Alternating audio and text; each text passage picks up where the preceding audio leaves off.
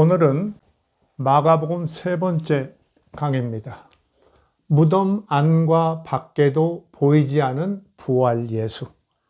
예수님이 부활하셨다는데 무덤 안에도 없었고, 그죠? 무덤 밖에서도 따르던 여신도들이나 제자들이 만난 적이 없습니다. 마태복음 같은 데는 밖에서 그 여성들 찾아갔던 여자 신도들이 만나고, 누가복음은 또 아주 다르게 전개하고 있고, 요한복음은 또 막달라 마리아가 이제 또 예수님을 동산적인 줄 알고 착각했다가 만나는 그런 일이 있는데, 무덤 속에서도 무덤 밖에서도 마가복음은 전혀 예수님을 뵙지 못합니다. 그러니까 마가복음 1장 1절이 그야말로 예수 그리스도의 복음의 시작이라고 선포했는데, 마지막 마가복음 16장 8절입니다. 8절 보면은 여자들이 심히 놀라 떨며 나와 무덤에서 도망하고 무서워하여 아무에게 아무 말도 하지 못하더라. 이러고 끝입니다. 그 뒤에 9절에서 20절까지 있는데 그건 후대에 추가된 거예요. 다른 복음서 이런 것들 참고해가지고 거의 모든 아주 중요한 사본들, 신뢰받고 있는 사본들은 여기서 딱 끝나요. 마가복음 16장 8절에서. 무덤에서 아무도 없었는데 예수님 갈릴리로 가셨으니까 가서 제자들에게 얘기하시오. 어떤 청년이 그런 얘기하니까 그것 듣고 놀래가지고 뛰어나왔는데 여자들이 심히 놀라 떨면서 무덤에서 도망하고 무서워서 아무에게 아무 말도 못하더라. 여기서 딱 끝나요. 참 어떻게 보면 멋지죠. 처음 시작도 아주 그럴듯한데 마지막도 무덤에서, 물론 이제 젊은 청년이 예수님이 살아나셨다 이런 얘기는 하죠. 참 멋있게 예수가 부활했다는 걸 멋있게 보이죠. 무슨 영화의 끝장면인데 뭔가 새로운 것이 시작될 것 같은 그런 멋진 장면을 연출하고 있죠. 그런데 거기에 비해서 한 10여 년 후에 나온 마태복음이나 누가복음은 발전합니다. 발전해. 요한복음은 더 좀 편집을 좀 심하게 하고 사실 자체가 조금 어떻게 되나 싶을 정도로 논란이 있을 수 있을 만큼 편집을 하죠. 자, 왜 이렇게 마가복음에는 어때요, 여러분? 마태복음이나 누가복음, 그 다음에 요한복음을 이렇게 생각해보면 뭔가 좀 무덤 밖에 예수님이 꼭 없을 이유가 있나? 무덤 안에는 혹시 나왔더라도 다른 데는 무덤 밖에서 만났다고 하는데 이거 도대체 어떻게 된 건가? 응? 왜 이렇게 그냥 무덤 안에도 없다고 그러고 무덤 밖에도 없다고 이렇게 탁 잘랐을까? 어떤 분, 예를 들면 이제 도올 김용옥 선생 같은 경우는 이제 마가복음 강해에서 당연하지 않느냐. 갈릴리로 가셨으니까 예수가 무덤 밖에 있을 리가 있느냐. 갈릴리로 가셨다. 이렇게 했어요. 그런데 부활하신 분이 이렇게 막 바빠서, 그렇게 뛰어가듯 갔나. 그렇죠? 그럴 이유는 무슨 노인도 아니고, 더군다나 부활하신 분이 신령한 분이라면 가는 곳, 굳이 공간을 그렇게 신경 썼나 이런 생각도 할 수 있고요. 사실은 좀 다른 이유가 있을 가능성이 있다는 거죠. 제가 이미 마가복음 제 첫 강의부터 시작했죠. 조금 우리가 다르게 관점을 보여야 한다. 노마곤의 개선에서 어떤 루멘적인 것을 경험한 마가라는 사람, 그리스도인 마가라는 사람의 어떤 새롭고 굳건한 신앙에서 시작된 이 복음서라는 것의 출발을 우리가 좀 다시 한번 좀 생각해 봐야 한다. 그리고 마가라는 사람이 갖고 있는 역사성에 우리가 주목해야 마가복음 자체의 이해는 물론 그 영향을 절대적으로 받고 있는 다른 복음서들, 또 그 결과로서 역사적 예수 연구에도 아주 막중한 어떤 의미를 갖고 있거든요. 그래서 제가 이 문제도 그냥 넘어갈 수도 있죠. 그냥 마태복음, 누가복음에는 조금 이렇게 또 발전했는데 그냥 조금 일찍 나온 거니까 어떤 민담 같은 것이 아직 발전하지 않아서 그런가 보다 이렇게 간단히 말할 수 있는 것이지만은 사실은 좀 이유를 찾아낼 수가 있어요. 왜 마가복음 그 16장 마지막에서 예수님을 무덤 안에서도 무덤 밖에서도 보여주지 않는가, 부활 예수를. 그건 분명히 당시에 그 사람이 처하고 있던 역사적 상황이 그렇게 그를 만들었다. 이런 어떤 나름대로 어떤 그 확실한 어떤 근거라고 할까요? 이런 것을 좀 생각하기 때문에 이 시간에 이제 그런 점을 좀 말씀드릴 겁니다. 이것은 마가복음이 갖고 있는 첫 번째 시간에도 얘기했지만은 역사성, 나름의 어떤 역사적 신빙성, 그 상당히 우리가 역사적 예수 연구에 사용해도 될 만한 그런 면이 있다는 그런 어떤 근거의 하나로서도 여러분이 이것을 좀 주목해 주셨으면 좋겠어요. 우선 이제 마가복음 16장 1절부터 좀 보겠습니다. 마지막 그 무덤에서의 장면이죠. 근데 어때요? 여러분은 이걸 놓치시면 안 돼요. 저 김기흥은 그 무덤에서 예수님 부활했다는 걸 믿지는 않는다는 사람이라는 걸 알고 있죠. 앞에 강의들을 다시 한번 좀 환기해 주시기 바랍니다. 그 이따 좀 제가 또 얘기할 거예요. 마가복음 16장 1절 보면 안식일이 지나매 막달라 마리아와 야곱의 어머니 마리아와 또 살로메가 가서 두 마리아오고 또 살로메 셋이서 가서 안식 후 첫날 매우 일찍 해 돋는 때에 그 무덤으로 가며 걱정하는 거예요. 여자들이 누가 돌을 좀 옮겨줄까? 그럴듯하죠. 그런데 갔더니 돌이 벌써 굴러졌으니 무덤을 막고 있던 돌이 굴러졌더라는 거예요. 무덤에 들어가서 흰옷 입은 한 청년이 우편에 앉은 것을 보고 놀라매 들어갔는데 한 청년이 무덤 안에 흰옷 입은 청년이 무덤 안에 앉아 있는 걸 보고 놀랐어요. 굉장히 놀랬겠죠. 말할 것 없죠. 청년이 이르되 놀라지 말라. 흰옷 입은 청년 한 사람이에요. 그렇죠? 이 밑으로 가면 둘로 바뀌고 막 그러죠. 누가복음 같은 데는 둘로 바뀌고 그러나요? 이렇게 바뀌어요, 자꾸. 그러니까 발전하는 거예요. 발전해요. 어떻게 해서요, 여러분? 이렇게 그 예수의 그 무덤에서의 부활 얘기 같은 것이 만약 진짜 역사라면 어떨까요? 진짜 역사가 아니라도 매우 중요한 이야기죠. 요거 어떨까요? 앞에 뭔가 구체적인 이야기가 있으면 만약 뒷사람이 그걸 참고해서 쓴다면 어떨까요? 함부로 그런 거 줄이거나 이러지는 못할 거예요. 그 대신 되게 늘어나요. 뭔가 궁금한 거, 그동안에 불어난 거, 자기들이 상상한 거 이런 걸 붙여서 불어나요. 그러니까 이제 마가복음이 71년, AD 70년에 됐다고 보면 마태나 누가는 약 85년경. 되게 이제 마태가 좀 먼저 되지 않았느냐 이런 생각을 하는데 저도 그게 좀 맞을 것 같은 생각이 들어요. 그 다음에는 이제 요한복음은 한 95년에서 100년. 여기 제가 안 써놨는데 95년에서 한 100년경. 그래요. 근데 이제 우리가 이따 참고하는 고린도전서 같은 것은 훨씬 앞에요. 52년에서 55년 사이에 바울이 쓴 거예요. 그러니까 바울을 우리가 그냥 싫어해도 미워하면 안 된다니까요. 너무 중요한 사람이에요. 이런 연구가 없더라면 예수에 대한 비록 바울이 예수를 안 봤더라도 이런 자기가 당시에 알고 있던 깨우친 이런 것을 정확하게 적어놨기 때문에 우리가 그걸 발판으로 다른 걸 판단하는데 매우 귀중한 어떤 그 기준점 같은 역할을 하고 있으니까요. 55년에서 55년이에요. 바울은 훨씬 앞이라는 거예요. 자, 다시 돌아보겠습니다. 청년이 이르되 놀라지 말라. 그가 살아나셨고, 예수님이 살아나셨다는 걸 흰옷 입은 청년이에요. 그가 살아나셨고, 여기 계시지 아니하니라. 가서 그의 제자들과 베드로에게, 이것도 사실 주목할 만한 구절이죠. 왜 그냥 그의 제자들에게 이렇게 하면 되는데, 왜 그의 제자들과 베드로에게 이랬을까? 제가 이제 나중에 좀 얘기할 뭐가 있어요. 이르기를 예수께서 너희보다 먼저 갈릴리로 가시나니 전에 너희에게 말씀하신 대로 너희가 거기서 배우리라 하라 하는지라. 그래요. 갈릴리설, 마가복음이 갈릴리에서 갈릴리의 어떤 민중신학적 그런 분위기 안에서 쓰였을 것이다. 이렇게 보시는 분들은 정말 예루살렘으로 가겠느냐?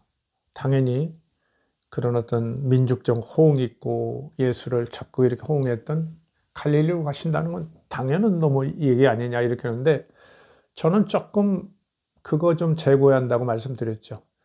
예수 이전에 갈릴리에서 무슨 대단한 그 예수 신앙이나 그 어떤 예수를 중심으로 한 민중 신앙이 있었던 건 아니라는 거죠. 그 대표자들이 다 제자들인데, 그렇죠? 아주 예수를 뭘로 알고 있어요? 그 영광된 메시아, 이스라엘의 영광된 메시아를 알고 한 자리 하려고 다들 그래요. 근데 일반 민중들이 뭐 그렇게 대단하게 무슨 신앙을 특별히 가졌겠어요? 그렇죠? 그 우리가 너무 오해하지 말자는 거죠. 앞서가는 거죠, 너무나. 그럼 왜 갈릴리로 가겠느냐? 뭐 전에 너희에게 말씀하신 대로 너희가 거기서 배우리라. 갈릴리에서 만나자. 전에 얘기하지 않았느냐 그러는데, 저는 그건 당연하다고 보는 면이 있어요. 이미 책에 역사책에서 썼죠. 왜? 갈릴리에서 출발해가지고 예루살렘 성전에 가서 이제 그 성전 폐쇄 퍼포먼스를 하려고 그랬거든요. 가서 선포하고 막 이렇게 한번 들이받으려고 했는데, 끝나면 당연히 갈릴리로 돌아오죠. 갈릴리에서 출발한 사람들이. 고향으로 돌아올 거 아닙니까? 그래서 저는 그게 오히려 좀 자연스럽다. 그런 것이 남았기 때문에 여기에 이런 나중에도 이런 이야기들이 전해지고 있는 거 아니냐. 저는 이제 그렇게 본다고 그랬죠. 뭐, 그러나 그게 뭐 그렇게 대단히 중요한 건 아닙니다. 너무 거기에 신학적 의미를 좀 주지 말자. 이런 얘기예요. 너무 그렇게 의미가 아니라 아주 그냥 싹이 나서 일으켰는데, 거기에다 무슨 대단한 막 신앙이 있는 것처럼, 뭐 갈릴리 같은 데서 뭐 5천 명이 모이고 오병이어로 그렇죠? 5천 명을 먹이고 12광주리가 남았다. 이게 무슨 사실이겠습니까? 그 역사를 하겠다는 분들이 그거 그냥 신학하신 분들 적당히 넘어가요. 나 그거 참 못마땅해요. 그리고 또 꼭 신학을 안 하신 분들인데 철학하고 역사 이런 걸 왔다 갔다 하시는 분들이 있죠. 유명한 분들.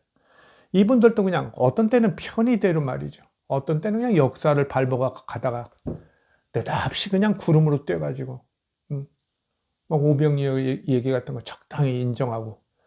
아니, 세상에 그런 예수님이 있으면 유대인들이 당장에 왕을 삼았죠. 예. 요한복음에 그런 구절이 나와요.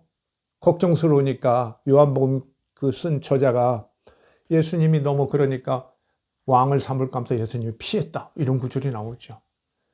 그러니까 우리가 상식적으로 생각해도 그 당시에 1세기의 사람도 걱정하는 이야기죠. 예, 오병이어 이런 거. 그 사람들이 100% 믿었겠어요. 말은 그렇게 하지만.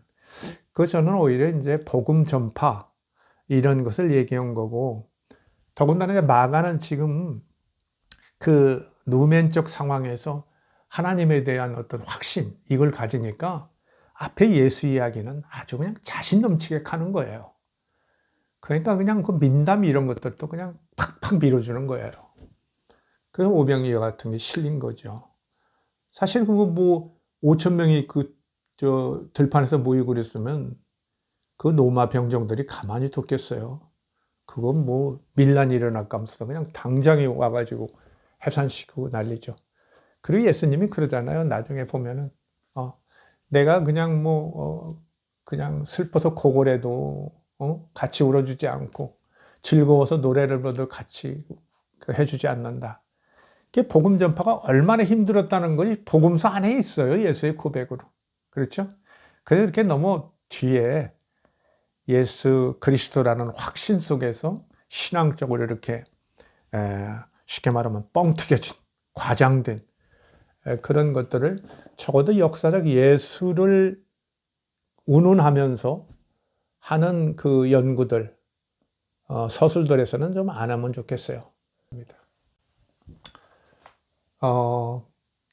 자, 제자들과 베드로가 예수께서 너희보다 먼저 갈릴리로 가시나니 전에 너희가 말씀하신 대로 너희가 거기 배우리라 하라 하는지라. 이게 어느 정도 갈릴리로 돌아갈 어떤 원래 이야기를 반영했을 가능성이 있다, 이렇게 본다는 거고요. 아까 얘기한 대로 여자들이 심히 놀랐더며 무덤에서 도망하고 무서워하여 아무에게 아무 말도 하지 못하더라. 여기서 끝입니다. 딱. 허전하죠. 근데 우리나라 그 멋진 영화 뭐 이런 거 보고 그 뒤끝 있는 영화, 뒤끝이 아니라 아주 여운 있는 그 영화 있죠. 꼭 그런 것 같죠. 예수님 안 보였네. 깨끗하네. 아, 지금 가고 계실까? 뭐 이런 생각이죠. 갈릴리를 향해서 예수님은 가고 계실까? 어디에 혹시 뭐 물이라도 마시나? 아니면 그냥 구름 타고 바로 그냥 갈릴리 산으로 뿅 가셨나? 여러 가지 생각할 수 있죠. 예, 여러 가지 생각할 수 있어요. 그러나 어떻게 해서 이게 조금 시간이 지나니까 사람들이 이 마가복음을 보면서도 이 뒤가 궁금한 거예요. 어떻게 되셨을까? 갈릴리로 가신다고 그랬는데 그 뒤는 어떠지? 뭐 이렇게 궁금하죠. 당연히. 한번 보세요. 마태복음이 한 10여 년 후에 만들어지는데, 마태복음은 이제 유대인 출신, 그리고 율법을 잘 아는 유대인 서기관이나 그런 사람이 저술했을 것이다. 그렇게 많이 봐요. 아주 잘 짜여 있죠. 그리고 율법을 대단히 옹호해요. 그러니까 예수의 원래 복음을 그냥 뒤로 후퇴시키는 면도 있어요. 그러나 이제 다행스러운 건 마태가 또 그 유대인 사회에 있었기 때문에 그런지, 마태복음 저자가 유대인 사회에 있었기 때문에 그러는지 그 갈릴리랄지 이런 데에 그 유포되어 있던 예수에 관한 이야기들을 꽤 많이 모아놨어요. 그리고 이제 예를 들면 뭐 산상수훈이랄지 이런 거 잘 모아놔가지고 또 많은 도움이 되죠. 아주 긍정적 효과를 했어요. 그러니까 그 보완 발전시켰다 이렇게 볼 수 있죠. 그러나 뭐 사람이 완전할 수 있습니까? 자기 한계 내에서 예수의 어떤 그런 아주 급진적인 개혁론이랄까 이런 것을 조금 후퇴시킨 그런 면은 있죠. 자, 마태복음 28장 1절에 보겠습니다.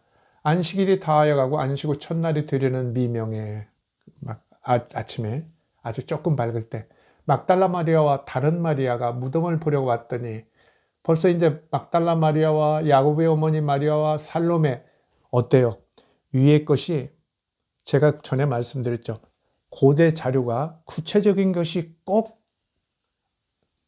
정확한 건 아니다. 그러나 제가 말씀드렸죠. 아마가 이제 거의 틀림없이 로마에서 살았다고 보이는데, 마가는 베드로랄지, 그 다음에 바울, 그 다음에 거기에 살고 있는 그 유대인 출신들, 루포 같은 사람 있죠. 그 알렉산드라와 루포, 이런 사람들, 이런 그 증인급 사람들이 말을 들었기 때문에 상당히 좀 구체적인 얘기를 했을 가능성도 있어요. 이분들이 무덤을 찾아갔을까? 저는 이제 무덤이 없었다고 보는 쪽인데, 무덤이 아니더라도 그냥 십자가에 달린 예수님이 궁금해서 안식 후 첫날 일찍 갔을 가능성, 그런 사실이 아니더라도 그런 이야기가 이미 번졌을 가능성, 이건 충분히 있다고 보는 거예요. 근데 여기서 보면 이미 조금 귀찮은지 얘기가 조금 이렇게 모서리가 달았어요. 보세요. 막달라 마리아와 야곱의 어머니 마리아도 아니고 다른 마리아가 무덤을 보러 갔더니 살로메는 빠졌어요. 여기도 다른 마리아, 야곱의 어머니 마리아도 빠졌죠. 우리가 이렇게 뭐 남의 것을 자꾸 베끼고 레포트 쓰다 보면 그렇죠. 한 10명이면 뭐 한 2명 쓰고 등등 하고 넘어가듯이 이런 일이 벌어지는 거죠. 그 다음에 보려고 왔더니 무덤을 이 사람들은 또 본 것처럼 얘기해요. 막 그냥 신앙적 민담이 이제 여기 불어난 거죠. 10여 년 사이에. 궁금하잖아요. 돌이 벌써 굴려졌으니 그래. 누가 굴렸는지 모르는데 그 젊은 청년 혼자 그걸 굴렸을까? 별 생각을 다 하는 거죠. 얘기들이 막 이제 이게 번져나오기 시작한 거예요. 누가 굴렸을까? 그 말할 것 있어. 천사가 굴렸지. 이렇게 나오는 거죠. 그 천사 얘기가 나오는 거예요. 큰 지진이 막 눈앞에서 일어나고 천사가 내려와서 돌을 굴리고 그 위에 딱 앉았어요. 번쩍번쩍 빛나는 천사가. 그러니까 수직하던 자들이 저를 무서워하며, 마태는 그 무덤을 저쪽 대제사장 측 그쪽에서 지켰다고 생각하죠. 그렇게 이미 이제 그 어떤 설화가 생겨 있는 거죠. 수직하던 자들, 지키던 자들이 저를 무서워하며 떨며 죽은 자 같이 되더라. 막 도망가서 이제 알렸다고 그러죠. 그러니까 뭐 대제사장이 돈 주면서 절대 그런 얘기하지 말고 예수의 제자들이 훔쳐갔다고 해라. 막 그렇게 했다는 얘기가 아주 그럴듯한 얘기가 유대인 사회에서 있었을 만한, 예루살렘에서 아마 있었을 만한 얘기, 그런 것들이 달라붙었죠. 사실하고는 관계없습니다. 너무 또 집착하시면 안 됩니다. 그런데 이제 여자들도 이제 놀라가지고 그런데 여기 이제 똑같은 얘기를 하죠. 그 천사가 알려주죠. 갈릴리로 갈 테니까 거기 가서 만나도록 해라. 마가복음 얘기하고 같은 얘기예요. 거의 같은 얘기를 해요. 갈릴리로 갈 테니 예수님이 갔으니까 너 그 제자들에게 전해서 거기서 뵙도록 해라. 그래요. 그래서 막 가는데 여자들이 가는데 예수님께서 딱 나타나요. 무덤 부근에서 여자들이 가는데 이제 제자들에게 연락하려고 가는데 그 사이에서 만났어요. 예수께서 저희를 만나가라서 때 평안하뇨 하시거늘 여자들이 그 발을 붙잡고 경배까지 해요.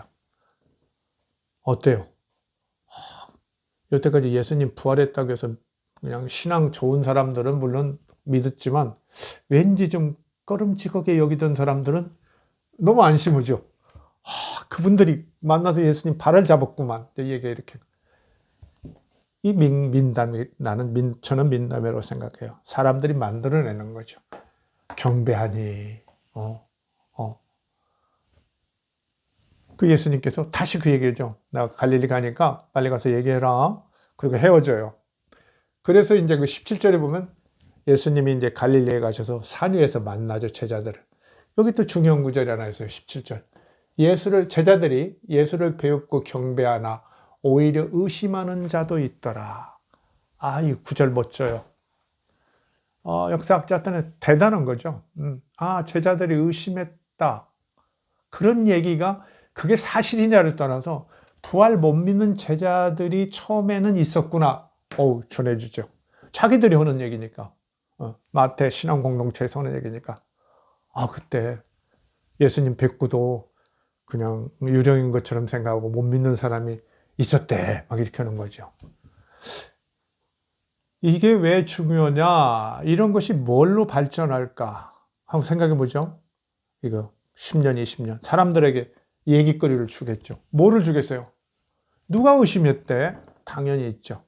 뭔 말씀 제가 드리려고 하는 거 알겠죠? 이런 건 당연히 앞뒤가 사실 연결돼요. 우리가 너무 설화적인 자료 이런 거라 해서 인과관계가 없다고 이렇게 그냥 내버리면 안 돼요. 설화는 설화대로, 신화는 신화대로 인과관계가 있을 수가 있거든요. 그 연결성이. 어쨌든 예수를 뵙고 경배한 제자들 중에 오히려 의심하는 자도 있었다. 이거 참 의미 있는 거죠. 의미 있어요. 의미 있어요. 그 다음, 그게 이제 어쩌면 저는 이제 의심 많은 도마 얘기를 할지 이런 것들도 이런 데서 뭔가 어떤 그 빌미를 얻었을 것이다. 이런 생각도 지금 해보고 있는 거예요. 뭐 꼭 그렇다는 건 아니지만. 근데 누가복음은 보면 24장 1절에 보면은 누가는 이 사람은 예를 들면 이제 마태는 마가복음을 한 90%를 그대로 살려요. 이제 분량은 훨씬 많죠, 마태복음이. 그러니까 그대로 거의 다 갖다 써요. 막 편집을 함부로 안 해요. 근데 누가는 한 마가복음에 한 50% 정도만 갖다 쓰는데 자기가 그냥 편집을 해요. 앞에서 놨다 뒤에 놨다 막 이거 막 뒷맞추고 자기가 이제 수집한 자료들을 많이 넣죠. 그러니까 누가는 조금 더 적극적인 편집자예요. 마태보다도. 우리가 그건 좀 알아야 하고요. 보세요. 안식 후 첫날 새벽에 이 여자들이, 왜 이 여자들이라고 했냐면 그 앞에 뭐라고 했냐면 이름도 없어요. 이름도 안 쓰고 그 갈릴리에서 따라온 여자들이 그 예수가 십자가에 달린 것을 멀리서 보고 있더라. 그런 거죠. 그 여자들이요. 안식 후 첫날 새벽에 이 여자들이 그 예비한 향품을 가지고 가서 이름 같은 거 별로 중요하다고 생각 안 한 거예요. 그 여자들 뭐 이름 뭐 이런 거. 뭐 그럴 수도 있겠죠. 근데 이제 문득 한 찬란한 옷을 입은 두 사람이 곁에 섰는지라 이제 무덤이 열려 있는데 들어갔어요. 마가복음하고 좀 비슷한데 들어갔는데 여기는 한 사람이 아니에요. 문득 찬란한 옷을 입은 두 사람이 무덤 안에 들어갔는데 곁에 서 있더라. 그 여자들 곁에. 그러면서 이 천사들이 이 찬란한 옷을 입은 두 사람이 이래요. 갈릴리에 계실 때 너희들에게 한 말을 생각해 봐라. 그러면서 내가 갈릴리로 너희들보다 먼저 가리라 이렇게 마가복음이나 마태복음 얘기하는데 그 얘기를 빼버려요. 이게 누가복음의 특징인데 여러분이 누가복음이 사도행전하고 같이 쓰였다는 건 알죠? 사도행전 1장 4절에 보면은 부활한 예수님이 제자들에게 뭐라고 하냐면 너희들 흩어지지 말고 예루살렘에서 내가 너희에게 성령을 줄 거니까 예루살렘에서 대기하라. 이렇게 얘기하고 있어요. 예루살렘 중심적인 그런 서술을 하고 있어요. 누가는. 그래서 결국은 복음이 예루살렘에서 출발해서 로마로 가는 이야기를 이제 사도행전에서 하고 있죠. 그렇게 하고 있습니다. 그 생각이 좀 다른 사람이에요. 뭐 갈릴리로 가봤자 뭐 그 대단한 얘기인가. 뭐 이렇게 생각할 수 있는 거죠. 그리고 뒤 스토리가 없는 거예요. 마태복음도 보면 가서 만나고 뭐 복음 전하라. 그걸로 간단히 끝나요. 근데 누가는 갈릴리로 안 보내는 대신에 예수님과 예루살렘에서 제자들이 만나서 아주 구체적인 스토리들을 많이 만들어냅니다. 어떤 신학적 필요에 의한 어떤 이야기들을 많이 붙이고 있어요. 그러면서 갈릴리에 있을 때 예수님께서 하신 말을 생각해봐라 그러면서 이 구절을 대요. 다른 구절을. 인자가 십자가에 못 박히고 제3일에 다시 살아나야 하리라 하셨느니라 한데 이러면서 너희가 그걸 모르느냐 이러면서 이렇게 얘기해요. 그러니까 이 사람들이 이제 그 여자들이 그 얘기를 듣고 놀래서 막 가서 베드로하고 제자들에게 전하죠. 그러니까 베드로가 쫓아왔어요. 12절에 보면 베드로는 무덤을 들여다보고 기이 여기며 집으로 가니라. 베드로는 오기는 왔는데 여기는 마가복음에는 오지 않았죠. 그런데 예수님이 가서 제자들과 베드로에게 전하라 그랬는데 베드로가 나오기는 나오는데 누가복음에는 이렇게 베드로가 조금 약간 얼띤 역할을 하는 것처럼 나와요. 여자들이 가서 막 들었다고 막 해도 그 확실히 안 믿고 무덤을 싹 들여다보고는 기이 여기며 집으로 가니라. 이렇게 얘기합니다.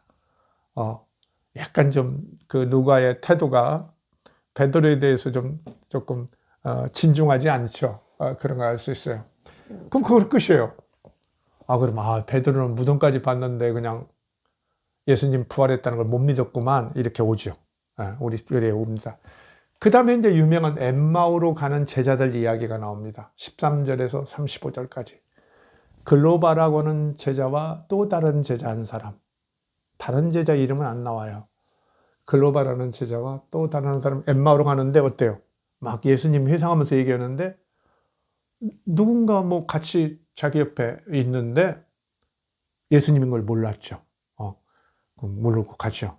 근데 나중에 자기들을 설명할 때 문득 예수님 아닌가? 막 이렇게 생각할 때 사라졌죠. 그러니까 이 두 제자들이 놀래가지고 예루살렘을 뛰어가죠. 고향으로 가다가 되돌아가요. 곧 그 시로 예루살렘으로 돌아가 보니 11사도와 함께한 자들이 모여 있어. 11사도. 누가는 좀 정확하죠. 11사도와 함께한 자들이 모여 있어 말하기를 주께서 과연 살아나셨고 시몬에게 나타나셨다 하는지라. 시몬 베드로예요. 시몬 베드로에게 나타나셨다 하는지라. 그럼 어떻게 되느냐? 중요해요. 마치 엠마오로 가는 제자들이 먼저 본 것처럼 써 있지만 베드로에 대해서는 구체적 얘기를 않고 사실은 베드로에게 이미 나타나셨어. 이렇게 나타나셨어. 그래? 이미 베드로도 예수님을 배웠다는데 이렇게 했다는 거예요. 그러니까 시몬 베드로가 먼저 예수님을 배웠다는 것을 여기다 집어넣어줘요. 약간 좀 그렇죠. 시몬 베드로 위주로 좀 할 텐데. 그래서 또 그런 생각을 했어요. 지난번에 역사적에 있었을 때 시몬 베드로의 그런 경험이라는 것이 그렇게 어떤 막 설화적, 신화적 요소 그런 걸 갖지는 않았을 가능성이 크구나. 그런 생각을 했어요. 뭔가 좀 그 통상적인 뭐 꿈이랄지 어떤 환상, 이스라엘에는 그 이스라엘 문화에서는 예언자들에게는 좀 익숙했던 그런 상태로 받아들였던 거 아니냐. 베드로가 그렇게 요란 떨고 얘기하지는 않은 거 아니냐. 이런 생각을 했어요. 어쨌든 시몬에게 나타나는지라 이렇게 나옵니다. 그런데 이 말을 할 때 예수께서 친히 그 가운데 서서 가라사대, 이 말을 할 때 예수님께서 쑥 나타나셨어요. 놀랍죠. 요한복음에도 그 영향을 받고 있죠. 너에게 평강이 있을지어다 하시니, 아주 중요하죠. 다음이 여기 무슨 먹을 것이 있느냐. 이거 참 좀 속된 표현인데 죽여주는 거죠. 예수님께서 배고프다는 표현을 했어요. 그러니까 구운 생선 한 토막을 드렸어요. 제자들이. 예수님이 그 앞에서 잡수셨어요. 근데 여러분이 사도행전 10장 41절에 보면 다시 이 말씀이 나와요.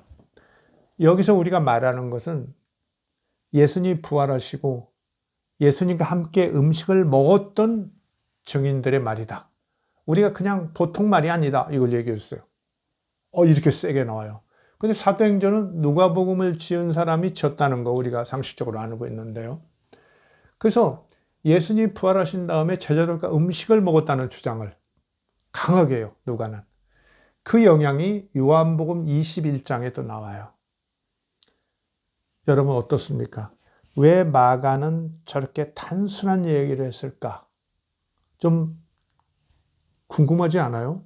저도 처음에는 책을 쓸 때까지만 해도 그렇게까지 생각을 안 했는데 몇 년간 생각을 하면서 요새 그런 정리가 돼요. 이건 분명히 발전인데 뭐 그 발전이 꼭 좋은 건지 어쩐지는 따로 하고요. 마가는 왜 저랬을까? 이게 궁금해질 수밖에 없는 거예요. 처음 전한 사람이 베드로와 바울, 그 다음에 뭐 알렉산드로와 루포, 그 어머니, 이런 사람들, 그 상당수의 유대인 증인들과 접했을 가능성이 높은, 왜? 베드로나 바울이 죽은 것이 64년이라면 이 책이 나오기 불과 7년 전이에요. 어때요, 여러분? 7년 전. 7년 전이 언제입니까? 2015년인가요? 지금부터 7년 전이면? 불과 7년 전에 만났던 사람들이 늘 하던 얘기예요. 어떨까요? 근데 왜 이렇게 마가는 단순하게 썼을까? 얘기를. 아직 그런 무덤 밖의 얘기 이런 건 전혀 발전하지 않았던 거예요. 베드로나 뭐 바울은 물론 뭐 그때 뭡니까? 무덤 얘기를 할 그런 처지는 아니고, 왜 그러냐면 한 3년 후에야 회심을 했기 때문에 모르는데, 베드로랄지 다른 분들 늘 얘기했을 거란 말이죠. 그분들이 얘기를 안 한 거예요. 그분들이 계실 때는 그런 얘기가 없었던 거예요. 그 얘기가, 그 근거가 어디로 가냐면 고린도전서 15장으로 가는 거예요. 고린도전서 15장. 물론 바울이 전하는 거지만, 베드로가 직접 전하는 거 아니지만, 이 고린도전서는 AD 52년에서 55년. 그러니까 마가복음보다 한 20년 전에 써 있어요. 그러니까 훨씬 더 원래 사실에 가까울 가능성이 높죠. 보세요. 바울이 쓰는 거예요. 그 부활을 잘 믿지 않는 사람들이 일부 있었던 고린도 교회에 편지를 쓴 거죠. 내가 받은 것을 먼저 너희에게 전하노니. 왜 자기가 받은 걸 전하냐? 예루살렘 교회로부터 받은 거예요. 왜? 자기는 한 3년 후에 회심했으니까 이 최초의 부활 증인에 관해서는 잘 몰라요. 자기가 알 수가 없어요. 그러니까 자기가 전해 들은 거예요. 누구한테? 베드로나 야고보한테. 만났잖아요. 예루살렘 가서.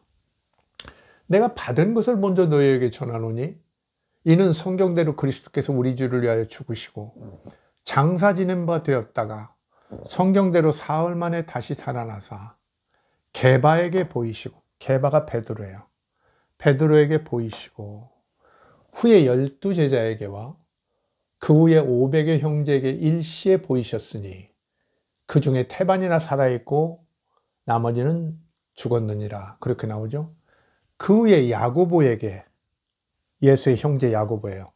예수의 형제들은 예수를 메시아를 안 믿고 그러니까 처음에 참여하지 않죠. 나중에 이제 죽은 다음에 참여하는 거죠.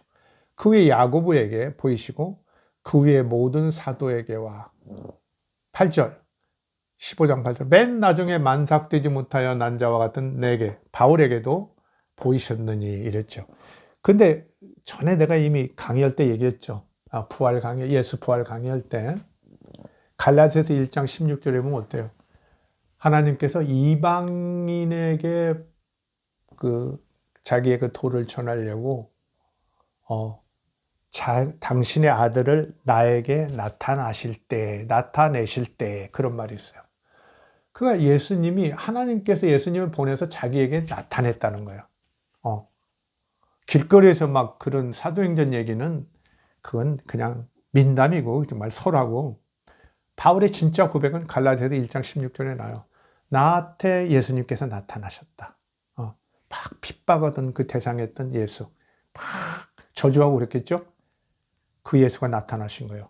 심리적으로도 설명될 수 있을 것이다. 그런 얘기도 제가 한 것 같은데 나타났어요. 그러니까 그런 식으로 나타났는데, 중요한 건 바울이 베드로로부터 시작한 그 예루살렘 교회의 부활의 증인의 계열에 딱 서 있다는 거예요. 이미 제가 강의했지만 서 있기 때문에 바울의 이런 경험이 예수 부활 증인으로 인정을 받은 거예요. 그러니까 결국은 나머지 사람들도 바울처럼 경험했던 거예요. 그런 어떤 환상이라든지 꿈이나 뭐 이런 걸로 그런 식으로 경험한 거예요. 무덤에서 경험 안 했어요. 바울은 절대 무덤에서 경험 안 했죠. 그리고 막말로 무덤에서 부활했는데 그것만 증인이라면 어떻게 돼요? 바울은 자기가 증인이라고 나서는 게 너무 얼토당토하는 일이죠. 무덤이 어디 있는지도 모르는 것 같아요, 이 사람. 전혀 얘기 않거든요. 그 서신들에. 그렇게 부활 얘기하면 좀 내가 예루살렘 갔는데 무덤도 좀 보고 왔다든지 무덤이 어떻다든지 얘기하는데 저는 무덤이 없다고 봐요. 그래서 그거 안 가보겠어요. 아무리 예루살렘 가서 막 하루 이틀 있는 것도 아니고 말이죠. 며칠씩 있었는데 그것도 안 보고 오겠냔 말이죠. 그건 말이 아니죠. 그래서 제 얘기는 이런 거예요. 고린도전서가 52년에서 55년 사이에 쓰였는데 이때 쓰일 때만 해도, 그러니까 베드로도 바울도 살아있을 때죠. 근데 물론 64년에 죽었다고 그러면 베드로는 일세라면 67년까지 살아있는 것처럼 돼 있지만 일단 62년에 그 대화재 사건 때 처형됐다고 한다면 64년에 어때요? 이들도 몇 년 더 살죠. 그러니까 마가가 쓸 때 불과 7년 전이란 말이에요. 그때까지 사셨어. 이분들이 살 때는 무덤 얘기 이런 게 없었던 거예요. 거의. 여기도 무덤 얘기 안 해요. 그냥 장사 지낸 바 되었다가 성경대로 만약에 아리마대 요셉 얘기 같은 게 있었으면 바울이 그 얘기 않겠어요. 저는 허리라고 봐요. 그 부활에 대한 그 안타까운, 자기가 직접 또 예수님을 못 뵌 그런 것이 있기 때문에 없단 말이죠. 그냥 상투적이죠. 장사 지낸 바 되었다가 예수님이 부활하신 거 자기들이 만났으니까 어디 계시다가 어디 땅속에 계시다가 나왔겠지. 당연히 생각하는 거죠. 저는 그렇게 봅니다. 큰 무리 없어요. 무리 없어요. 어쨌든 왜 마가가 저렇게 예수님을 무덤에도 없고 무덤 밖에서도 없다고 봤느냐. 이 근거는 바로 이거라는 거예요. 극히 무덤에서 육체가 살아나는 부활을 얘기하는 게 아니고, 아시겠죠? 환상이나 꿈이나 아까 엠마오로 가는 제자들, 그런 사람처럼 어떤 감정적인 어떤 뭐랄까요, 감흥이랄까, 이런 걸로 제자들이 예수님께서 아직 살아계시고 우리와 함께 한다는 걸 느끼고 막 실존적으로 느끼는 거예요. 그러니까 그분들에게 예수님은 살아있는 거예요. 근데 놀라운 건 전에도 얘기했죠. 이 고린도전서가 전하는 부활의 증인들은 어때요? 다 예수님의 직접 제자들, 그 추종자들이에요. 그 밖에 사람들은 아무도 본 사람이 없어요. 빌라도도 못 봤고, 뭐 가야바도 못 봤고, 예루살렘의 일반 시민들도 봤다는 사람 없어요. 지금 보면 다 이게 예수님 추종자들이라는 걸 알 수 있어요. 물론 500명은 좀 과장된 숫자라고 보이는데 어쨌든 그 추종자들이다. 추종자들에게만 보인 부활 예수, 그건 부활 신앙이죠. 저는 그건 신앙이라고 봐야 한다고 봐요. 뭐를 더 그걸 역사라고 주장하겠습니까? 제 강의 듣는 역사학자들 몇 분 계신데 어때요? 역사학자가 그걸 진짜 예수님이 무덤에서 살아나셨다고 보야겠어요? 이 정도 차리고 오늘 이제 더 좀 결정적인 이야기를 제가 좀 하는 거죠. 만약에 진짜 뒤에 얘기처럼 무덤 앞에서 예수님이 살아나고 막 이런 일이 있었다면 어떻게 마가가 그 얘기를 안 했겠어요?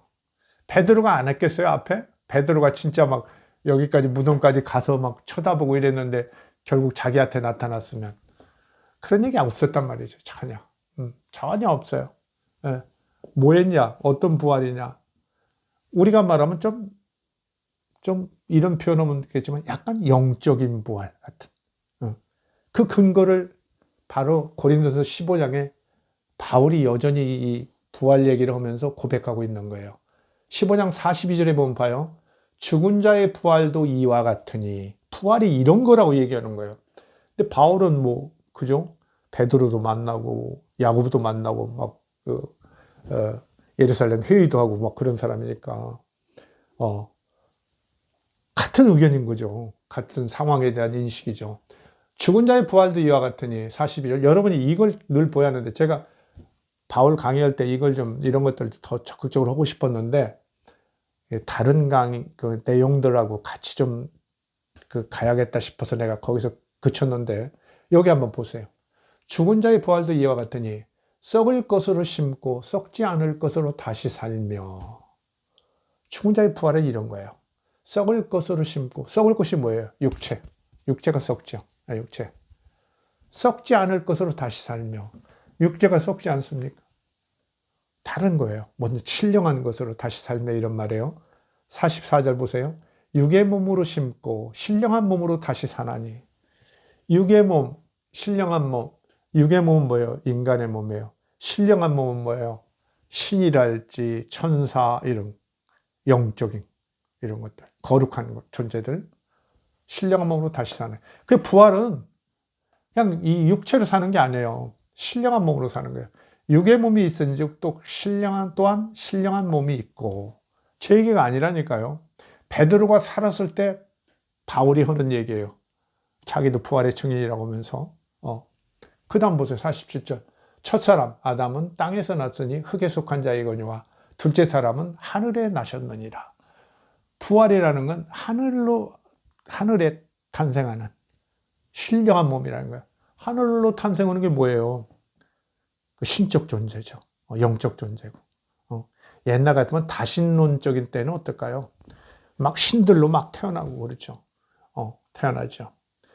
그렇잖아요. 그리스 같은데 막 올림푸스에 신들 많잖아요. 그렇게 태어나는 거죠.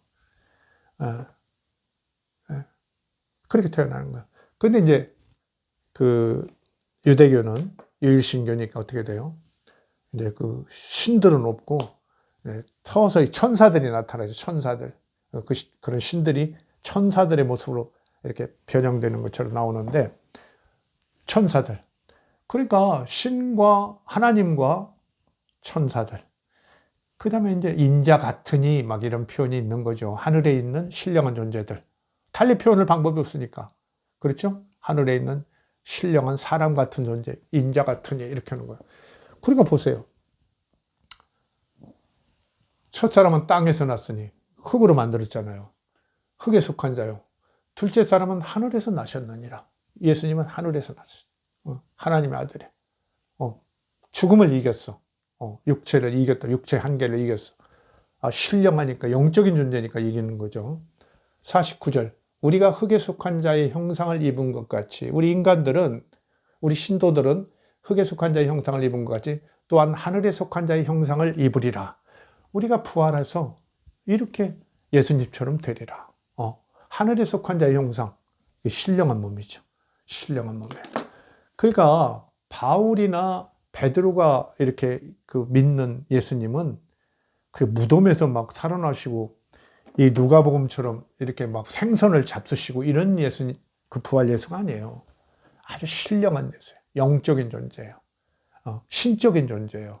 신의 아들인데 바로 하늘로 올라가서 하나님 우편에 앉아서 주장하는데 신적인 존재예요. 그런데 왜 이렇게 누가 같은 사람, 요한 같은 사람을 이렇게 바꿨느냐? 누가 왜 이렇게 예수님을 생선 잡수시는 존재로 일으켰느냐? 부활에 대한 회의 같은 거, 의심 같은 것들이 조금씩 있는 거죠. 그렇죠? 예수님 다시 오신다든지 안 오고, 자꾸 지체되고 그러니까, 또 이방인들이고 그러니까 자꾸 의문을 제기하고 그러죠. 그러니까 이런 아주 그냥 못을 박는 이런 것을 구사하는 거죠. 그리고 전통적으로 원래 그 유대, 이스라엘은 원래 그 영과 육체를 이렇게 이분법적으로 생각하지 않았어요. 이원론적으로. 그냥 영육, 그 영혼에 대해서는 별로 관심이, 혼에 대해서 얘기는 하지만 그게 발달하지 않거든요. 그러니까 이제 육체하고 그 혼을 구분하지 않다 보니까 어때요? 부활이라면 에스겔서 같은 데 나오죠. 그냥 몸뚱아리가 사는 걸로 자꾸 나오는 거예요. 몸뚱아리가. 몸과 이게 같이 그냥 전체가 사는 걸로. 그런 것도 좀 영향을 미칠 가능성도 있고, 그 다음에 민중들이 바라매요. 전 세계 종교들도 보면은 영적인 것을 뭐랄까, 지식인들, 현자들은, 수도승들 이런 사람들은 많이 이렇게 추구하는데, 일반 백성들은 그렇지 않아요. 일반 백성들은 그냥 오래 그냥 안 죽고 사는 거, 막 이런 걸 좋아하는 거죠. 우리도 그렇잖아요. 지금 그리스도인들한테 한번 조사하면 어떻게 될까요? 죽었다 부활하는 것이 좋냐? 아니면 안 죽고 그냥 건강하게 영원히 사는 게 좋냐? 그러면 아마 후자가 압도적 지지를 받겠죠. 그게 있단 말이죠.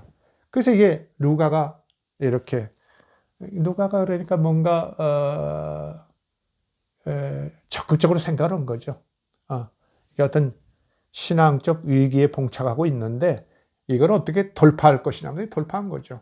뭐 이거 그렇게 나쁜 짓 아니에요. 이거 어떻게 보면은 종교적 어떤 엘리트들로서는 이런 결심을 불갑을 해야 할 때가 있겠죠. 이렇게 하니까 그 다음에 이제 여러분들 잘 알죠? 요한복음은 사실은 가연설자들, 예수님이 영적인 존재인데 무슨 와서 뭐 고난당하고 그런 건 다 가짜다. 그냥 십자가에서도 그냥 십자가에 달려서 그냥 웃고 있었다. 뭐 이런 거 아니에요. 그걸 이제 방어하려고 요한복음은 굉장히 수고가 많죠. 그런 것도 이런 것도 갖다 놓은 거죠. 이제 요한복음 21장 같은 데 보면은 마지막에 보면은 그렇게 되죠. 예수님하고 이제 제자들이 디베랴 바닷가에서 식사하는 거. 식사하는 거. 요한복음은 제가 그냥 간략히 그냥 써놓기만 했는데, 여기는 요한복음 20장에는 이제 막달라 마리아만 나타나고, 시몬 베드로고 예수의 사랑하는 그 제자가 나오는데, 나중에 이제 막달라 마리아가 따로 남았다가, 그렇죠? 동산지기 같은 예수를 몰라보고 있다가 알았다는 얘기. 그렇죠? 근데 그 다음 얘기는 또 거의 누가복음에 나온 얘기예요. 안식 후 첫날 저녁 때 제자들이 모인 곳에서 예수님이 쫙 나타나죠. 이걸로 뭐 얘기는 잘하고 끝났는데 요한복음 21장에 추가로 거기에 붙어 있죠. 디베랴 바닷가에서 7 제자들이 부활한 예수님을 따로 만난 이야기. 그러면서 거기 뭐 생선을 굽고 막 그런 얘기도 나오죠. 영향 받은 거예요. 가연설 같은 거 상당히 의식한 거고요. 특히 이제 요한복음 21장은 베드로의 어떤 회개, 3번의 어떤 다짐, 뭐 이런 거 나오는 걸로 유명하죠. 그러니까 역사로서는 뭐 별로 그렇게 중요하지 않으니까 앞에 것들이 영향을 받아서 재편집한 거다 이렇게 보고. 어떻습니까, 여러분? 마가복음 16장 1절에서 8절까지 이렇게 예수가 전혀 안 보이는, 쉽게 말하면 예수님의 부활이 영적 부활이고 신령한 부활이라는 걸 얘기하는 거예요. 직접적 근거는 고린도전서 15장이에요. 특히 이제 42절에서 이렇게 밑에를 보면은 아주 죽은 자의 부활도 이와 같으니 하고 막 얘기를 했거든요. 이렇게 설명한 걸 우리가 못 믿으면 뭐 뭘로 얘기를 하겠습니까? 이런 거다. 인간이 흙에서 태어난 인간이 뭐 죽고 사는 거고 그거고 전혀 다른 것이다. 다시 산다는 것은 이렇게 신령한 자로, 하늘에 속한 자로 이렇게 태어나는 것이다. 변화하는 것이다. 바로 그 밑에도 나와요. 예수님이 이제 파루시아 재림이 되면 어떻게 될 것인가? 우리들은 예수를 믿고 따르던 사람들은, 그 죽은 사람들은 다시 살아나고, 우리들은 쫙 그 휴거가 돼가지고 거룩한 몸으로 변화될 것이다. 바로 거룩한 몸으로 변화된다는 얘기를 하죠. 그래서 마가복음의 무덤 안에도, 무덤 밖에도 사실 부활한 예수가 보이지 않는 것은 마가의 멋진 문학적 상상력이 아니라, 이게 중요하죠.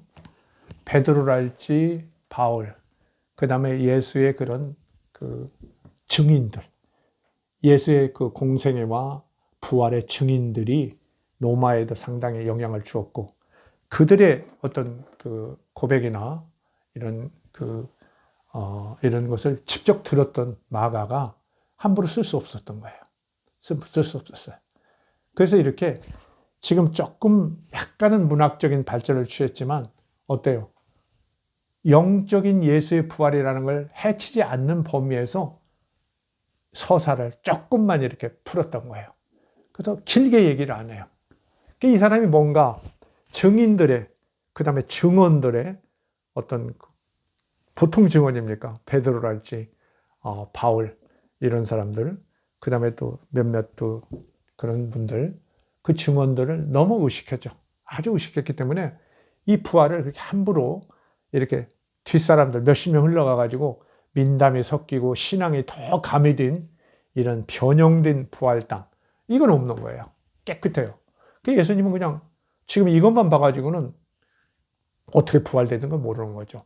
살아나셨다는 통구만 있고, 그렇죠? 살아나신 상황이 어떤 건가도 모르는 거죠. 이거야말로 어떠겠어요? 신령한 몸으로 그 변형된 그 모습을 가지고 예수님이 떠나가셨구나. 이걸 이렇게 마가가 전하고 있다. 그래서 마가복음에 이렇게 단출하고 육체적인 부활을 이야기하지 않은 것이야말로 그 당시에 베드로랄지 바울이 가지고 있었던 예수 부활관의 실상을 거의 그대로 전해주는 것이다. 그런 면에서 역시 마가복음은 다른 복음서의 그 원조로서, 그렇죠? 사실성을 매우 많이 담지하고 있는 자료로서 매우 유효한 그런 복음서다.